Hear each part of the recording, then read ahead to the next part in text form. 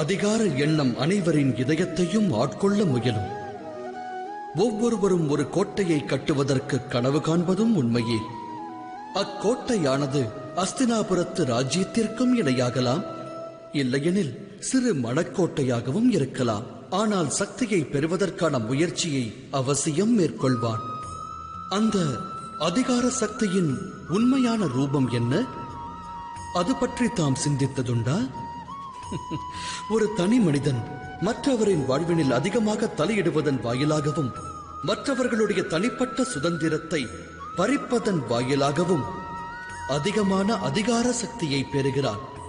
மற்றவர் நலனை கெடுத்து தன்னலத்தை உருவாக்குவதே அதிகார பலமாகும்.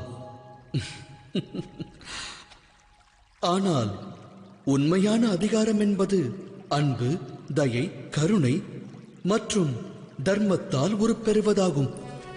அதர்ம வழியில் கொடூரமாக அதிகாரத்தை பெற வேண்டும் என்று முயற்சிக்கின்றவர்கள் மற்றவர்களுடைய மனதில் அவர்கள் விரோதத்தையும் வெறுப்பையும் விதைக்கின்றார்கள். விளைவதென்ன?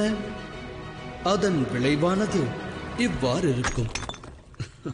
ஆம், அவ்வாறு பெறப்படும் அதிகாரமும் சக்தியும் சிறிது காலத்திற்கு அவசியம் நீடிக்கும். ஆனால் சரித்திரத்தில் அது நிலை பெறுவதில்லை. ஆகையால் தான் பிருகு மற்றும் வசிஷ்டர் போன்ற ரிஷிகள் இன்றும் பூஜிக்கப்படுகின்றனர். ராவணன் மற்றும் இரண்யகசிபு வெறுக்கப்படுகின்றனர். இது பற்றி தாம் சிந்திக்க வேண்டியது அவசியம். சிந்தித்து செயலாற்றுங்கள்.